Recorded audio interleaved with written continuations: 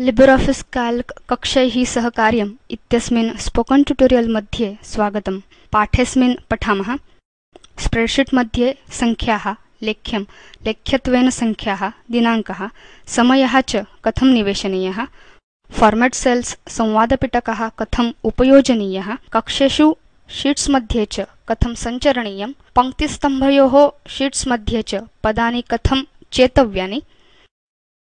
वयम् operating system त्वेन Ubuntu 10.4 LibreOffice सम्पुट संस्करणं 334 च उपयुञ्ज्महे। प्रथमं पठामः कक्षेषु सामग्री कथं निवेशनीया। वयम् अस्माकं पर्सनल फाइनान्स ट्रैकर.ods सञ्चिकाम् उद्घाटयामः। भवान् केवलं कक्षं नुदित्वा ततः च कीलफलकम् उपयुज्य प्रत्येकं कक्षे यत्किञ्चित् लेख्यं टङ्कयितुं शक्नोति। लेख्यम् उत्सर्गेण वामसंरेखितं भवति। फॉर्मेटिंग बार मध्ये अलाइनमेंट टैब्स नुदित्वा संरेखने परिवर्तनं शक्यम्। इदम् अपाकुर्मः। अधुना स्प्रेडशीट् मध्ये A1 सम्बद्धं कक्षं नुदतु। भवान् पश्यति यत् चितः कक्षः प्रकाशते।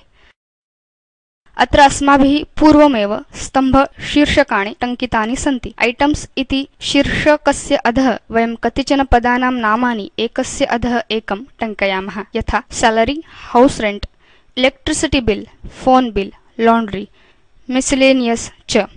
कक्षे संख्यां निवेशयितुं कक्षं नुदतु, संख्यां च टङ्कयतु। ऋणसंख्यां निवेशयितुं तस्याः पृष्ठतः ऋणचिह्नं टङ्कयतु अथवा गोलाभिवारे आवृणोतु। उत्सर्गेण संख्याः दक्षिणे संरेखिताः भवन्ति। ऋणसंख्यानाम् आदौ च ऋणचिह्नं भवति। वयं परिवर्तनानि अपाकुर्मः।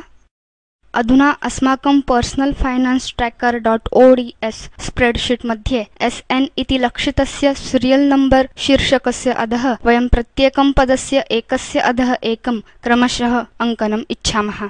अतः A2 सम्बद्धं कक्षं नुदतु। 1 2 3 इति एकस्याः अधः एकं संख्यां लिखतु च।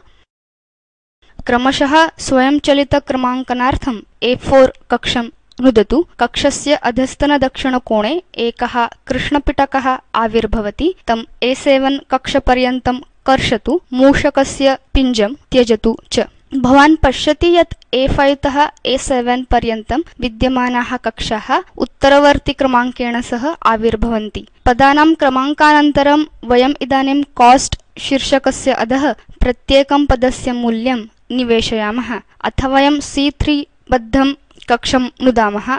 गृहभाटकार्थं 6000 रूप्यकाणि टङ्कयामः।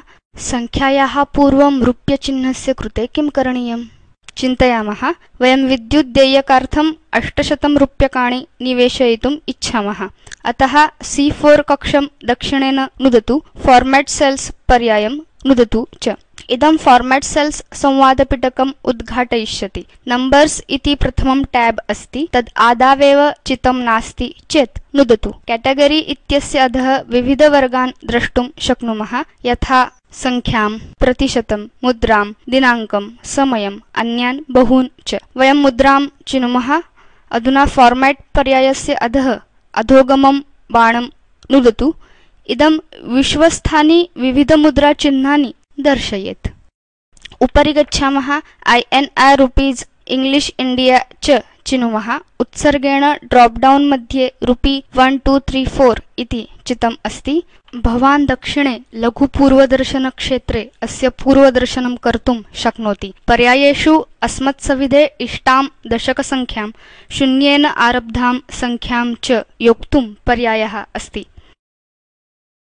लक्षयतु यत् यदा वयं शून्यानां संख्यां वर्धयामः तदा प्रारूपस्थं चयनं दशकस्थानद्वयं दर्शयत् 1 2 3 4 0 0 इति एवं रूप्यकेषु परिवर्तते। लक्षयतु यत् पूर्वदर्शनक्षेत्रे परिवर्तनम् आविर्भवति। प्रत्येकं सहस्राङ्के स्वल्पविरामं योक्तुं थाउजेंड्स् सेपरेटर इत्यत्र नुदतु। पुनरेकवारं पूर्वदर्शने परिवर्तनं लक्षयतु। फॉन्ट टैब नुदित्वा फॉन्ट शैलीम् अपि परिवर्तयितुं शक्नुमः। फॉन्ट टाइपफेस आकारनिमित्तं च अस्मिन् विविधपर्यायाः सन्ति। तान् आधिक्येन पठितुं फॉन्ट परिणामान् अन्यानि टैब्स च चिनोतु। अनन्तरं वयम् अन्यस्मिन् पाठे अलाइनमेंट टैबस्थ पर्यायाणां विषये अधिकं पठामः। ओके पिञ्जं नुदामः। 800 टङ्कयामः। एंटर नुदामः च। भवान् लक्षयति यत् 800 इति संख्या दशकस्थानद्वयेन सह 800 रूप्यकाणि इति सन्दर्श्यते। अधुना C5 तः C7 पर्यन्तं कक्षान् चिनुमः। कंट्रोल कीलं धरतु अपि च G2 कक्षं चिनोतु च। लक्षयतु चिताः सर्वे कक्षाः प्रकाशन्ते। प्रकाशितेषु कक्षेषु कञ्चित् दक्षिणेन नुदतु। फॉर्मेट सेल्स चिनोतु च। यथापूर्वं समानपर्यायान् चिनोतु। ओके नुदतु। अधुना वयं समेषाम् अन्यपदानां व्ययम् एकस्य अधः एकं टङ्कयामः। यथा फोन बिल निमित्तं 600 रूप्यकाणि, लॉन्ड्री व्ययः 300 रूप्यकाणि, मिसेलेनियस व्ययः 200 रूप्यकाणि च। अकाउंट्स शीर्षकस्य अधः वयं मासवेतनं 60,000 रूप्यकाणि टङ्कयामः। कैल्क मध्ये दिनाङ्कं निवेशयितुं कक्षं चिनोतु। दिनाङ्कं च टङ्कयतु। भवान् तिर्यकरेखया योजकचिह्नेन वा दिनाङ्कघटकान् विभक्तुं शक्नोति अथवा 10 अक्टोबर 2011 इति एवं लेखितुम् अपि शक्नोति। कैल्क विविध दिनाङ्कप्रारूपान् अवगच्छति। अथवा कक्षं दक्षिणेन नुदित्वा फॉर्मेट सेल्स पर्यायं चेतुं शक्नुमः।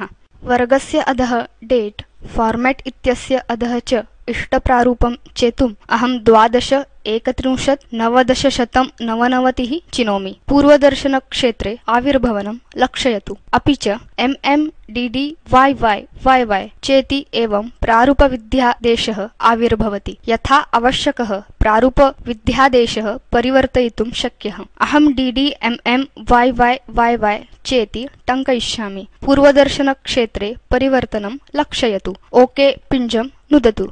कैल्क मध्ये समयं निवेशयितुं कक्षं चिनोतु। समयं च टङ्कयतु। 10:43:20 इति उपयुज्य समयघटकाः विभक्तुं शक्याः। अथवा कक्षं दक्षिणेन नुदित्वा फॉर्मेट सेल्स पर्यायं चेतुं शक्नुमः। वर्गेषु टाइम चिनोतु। फॉर्मेट मध्ये इष्टप्रारूपं चिनोतु। अहं 13 37 46 चिनोमि। पूर्वदर्शने परिवर्तनं लक्षयतु। अपि च HHMMSS इत्येवं प्रारूपविध्यादेशः आविर्भवति। यथा आवश्यकः प्रारूपविध्यादेशः परिवर्तयितुं शक्यः। अहं HHMM चेति टङ्कयामि। पूर्वदर्शने परिवर्तनं लक्षयतु। ओके पिञ्जं नुदतु। परिवर्तनानि अपाकुर्मः। कैल्क मध्ये लेख्यं संख्याः दिनाङ्कः च कथं लेखनीयः इति पठनानन्तरम् अधुना स्प्रेडशीट् मध्ये एव कक्षात् कक्षं प्रति शीट् तः शीट् प्रति च कथं सञ्चरणीयम् इति पठामः।